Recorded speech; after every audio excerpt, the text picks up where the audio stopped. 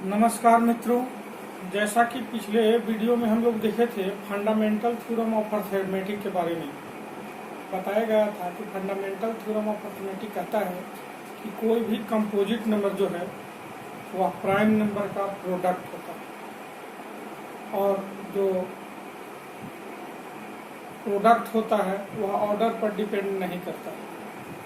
अगर हम देखेंगे तो 12 को हम 2 इंटू 3 भी लिख सकते हैं और 3 इंटू 2 भी लिख सकते हैं। दोनों में 3 और 2 आ रहा है। ये यूनिकनेस को दर्शाता है। लेकिन नियम यही कहता है कि जब भी हम फैक्टराइज करें तो ऑर्डर में इसको लिखें, यानी 2 इंटू 3 इज इक्वल टू 12 भी सही माना जाता है। तो इसी क्रम में आज हम लोग एप्लीकेशन है फंडामेंटल थ्योरम का, उसको हम लोग देखेंगे। उस पर एक थ्योरम है। थ्योरम कहता है 6 to the power prove that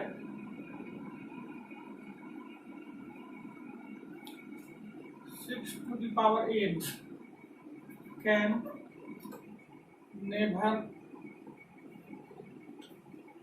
end with digit 0 where n is member of capital N। यहाँ पे एक चीज प्रश्न में समझना है मित्रों कि यहाँ जो n है वह नेचुरल नंबर को दर्शाता है। ये जो n है पावर को दर्शाता है, और ये जो n है कैपिटल N है वह नेचुरल नंबर को दर्शाता है। नंबर्स में यानी कह रहा है कि प्रश्न जो है 6 टू द पावर n में प्रतिबंधित किया है कि जो पावर होगा वह नेचुरल नंबर ही होगा। अब कुछ होगा कि होल नंबर नहीं हो सकता। अगर होल नंबर यहाँ 0 लिख लेंगे, होल नंबर में 0 भी आता है तो इसका वैल्यू 1 हो जाएगा, यानी प्रश्न पूरी तरह से चेंज हो जाएगा।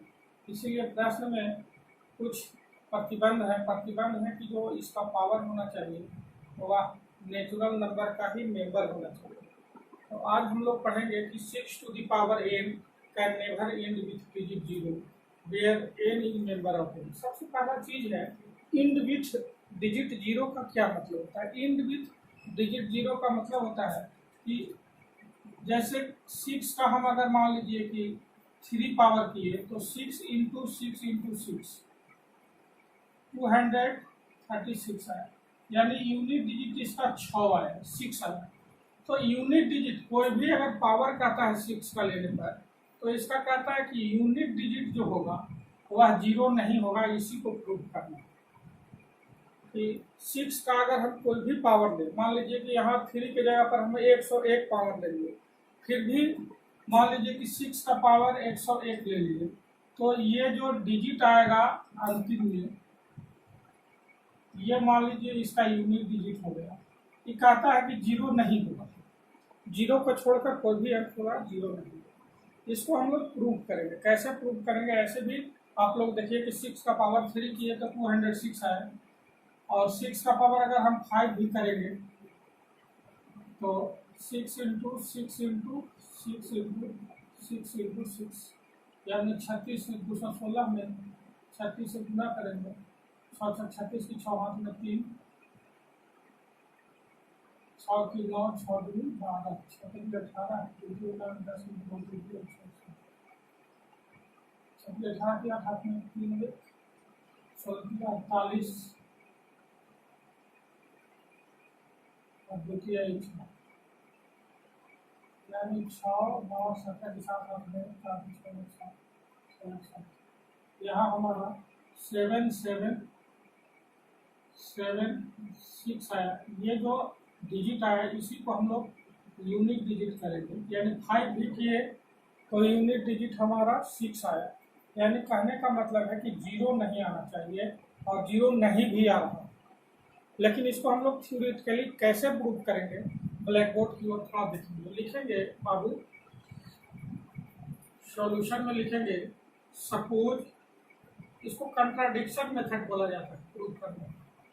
सपोज कर लेंगे, suppose 6 to the power n can end with digit 0। सब ऐसा होता नहीं है, लेकिन हम सपोज किए, कंट्राडिक्शन मेथड से बताने के लिए उल्टा सपोज करना होता है, यानी जो प्रूफ करना है उसका उल्टा हम सपोज करते हैं। जैसे किसी को ईमानदार प्रूफ करना है, वह आदमी ईमानदार है भी, तो उसको हमको चोर प्रूफ मानना पड़ेगा। मान लेंगे कंट्राडिक्शन से प्रूफ करने में कि वह आदमी चोर है, लेकिन जब उस पर जांच बैठा तो कोई भी एक्टिविटी में वह चोर मालूम नहीं पड़ा। इससे हम कह सकते हैं कि वह आदमी चोर नहीं है, हम मान लिए थे गलती से कि वह चोर है। इसी प्रकार से यहाँ हमको प्रूव करना है कि 6 का पावर n कभी भी 0 के साथ इंड नहीं करेगा। तो इसको प्रूव करने के लिए भैया हम मान लेंगे कि 6 का पावर n जो है इंड करेगा डिजिट 0। भैया हम जानते हैं कि कोई भी अंक अगर 0 के साथ इंड करता है तो उसका फैक्टर 2 और 5 होता है, वह 2 और 5 से डिवाइड हो जाता है। जैसे मान लीजिए 10 है, 0 के साथ इंड कर रहा है तो इसका फैक्टर 2 और 5 हो जाएगा, प्राइम फैक्टर। 100 है, इसका भी प्राइम फैक्टर हो जाएगा 2 और 5 हो जाएगा। तो कहने का मतलब कि कोई भी अंक अगर डिजिट 0 के साथ इंड करता है तो उसका प्राइम फैक्टर 2 और 5 हो जाता है। तो 6 सपोज कर लिया है कि 6 का पावर n डिजिट 0 के साथ इंड करेगा, so it has 2 and 5 as its factor, its prime factor, prime factor। 6 का पावर डिजिट 0 के साथ इंड करेगा तो इसका 2 और 5 फैक्टर हो जाएगा। क्लियर है? कोई भी अंक अगर 0 के साथ इंड करता है, 6 का पावर n के जगह 12 का पावर n भी दे देता है, तो वह किससे इंड करेगा? तो 0 के साथ अगर इंड करेगा तो उसका 2 और 5 फैक्टर होगा। कोई भी अंक अगर डिजिट 0 के साथ इंड करेगा तो उसका फैक्टर 2 और 5। तो मैंने माना है कि 6 का पावर n 0 के साथ इंड करेगा तो इसका 2 और 5 क्या हो जाएगा? फैक्टर हो जाएगा। But 6 to the power n has 2 and 3 as its factor।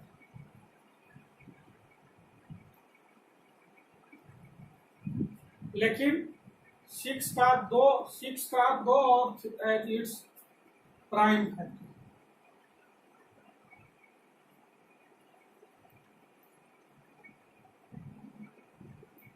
लेकिन इसका 6 का 2 और 3 ही केवल प्राइम फैक्टर होगा। यहाँ कह रहा है कि आप 0 के साथ इंड किए तो 2 और 5 फैक्टर होगा, लेकिन 6 ये जो नंबर है इसका 2 और 3 फैक्टर होगा। जैसा कि हम लोग फंडामेंटल थ्योरम ऑफ अरिथमेटिक का यूनिकनेस जो प्रॉपर्टी है उसको हम लोग पिछले वीडियो में देख चुके हैं कि किसी भी prime factor fundamental theorem of arithmetic के अनुसार अगर 6 का पावर n 0 के साथ इंड कर रहा है और 2 और 5 इसका फैक्टर है, तो 6 का भी 2 और 5 ही फैक्टर होना चाहिए, जैसा कि कल वीडियो में दिखाया गया। तो 6 का पावर यहाँ 6 का यहाँ पे 2 और 3 फैक्टर हो रहा है, जबकि 0 के साथ इंड करेगा तो 2 और 5 फैक्टर होगा। लिखेंगे बाई फंडामेंटल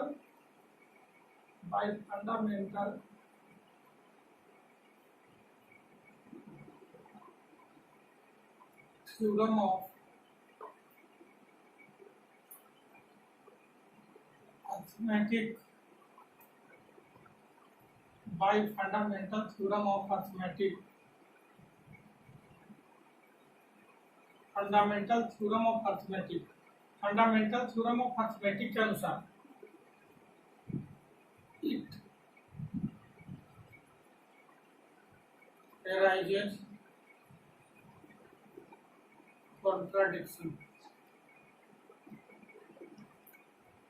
जो यूनिकनेस प्रॉपर्टी है इसके अनुसार कंट्राडिक्शन उत्पन्न हो रहा है। 6 का 2 और 3 फैक्टर हो रहा है और 6 का 2 यहाँ यूज कर रहा है 0 से, तो 2 और 5 फैक्टर होगा। ऐसा कभी नहीं होता है फंडामेंटल थ्योरम में। अगर 6 का पावर 2 है, 36 आया, 36 अगर प्राइम फैक्टर 2 और 3 से डिवाइड हो रहा है तो 6 को भी 2 और 3 ही से डिवाइड होना चाहिए, ये फंडामेंटल थ्योरम कहता है। लेकिन यहाँ पे 2 और 5 से डिवाइड हो रहा है, यूज कर रहा है 0 से, अब जबकि इसका 2 और 3 फैक्टर हो रहा है, तो कंट्राडिक्शन हो रहा है। वही लिखना होगा कि bye fundamental theorem of arithmetic it arises contradiction, so our assumption is wrong, assumption is इसीलिए हमारा assumption जो है रॉन्ग, यानी कभी भी 0 के साथ इंड नहीं करेगा। क्यों नहीं करेगा? क्योंकि 0 के साथ इंड करता तो इसका 2 5 फैक्टर हो गया, इसका भी 2 और 5 फैक्टर होना चाहिए। लेकिन यहाँ पे फंडामेंटल थ्योरम ऑफ अर्थमेटिक का विरोध करता है, सो अवर एजम्पशन इज रॉन्ग। अब जब एजम्पशन रॉन्ग हो गया, हाइपोथेसिस रॉन्ग हो गया, we can write therefore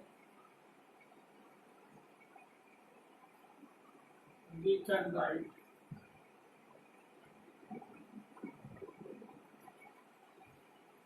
six to the power n can never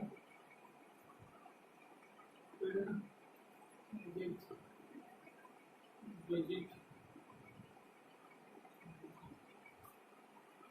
अब इस पर आपका HW है, आप बना सकते हैं घर पे इसको, इस पर कई प्रश्न बन सकते हैं, एकदम जस्ट बनेगा। पहला है कि prove that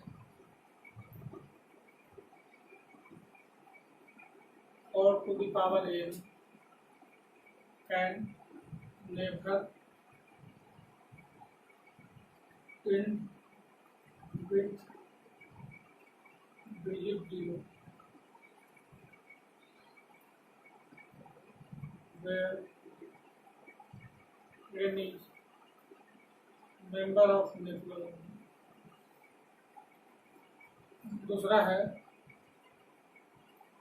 12 to the power n can never in with digit 0। इसके बाद वाला वीडियो में हम लोग देखेंगे फंडामेंटल थ्योरम ऑफ अर्थमेटिक के अनुसार कि किसी भी दो नंबर्स का एलसीएम और एचसीएफ कैसे फाइंड करते हैं और उसका क्या फॉर्मूला भी निकल के आएगा, आप लोग के सामने देखेंगे आप लोग दूसरे वीडियो में।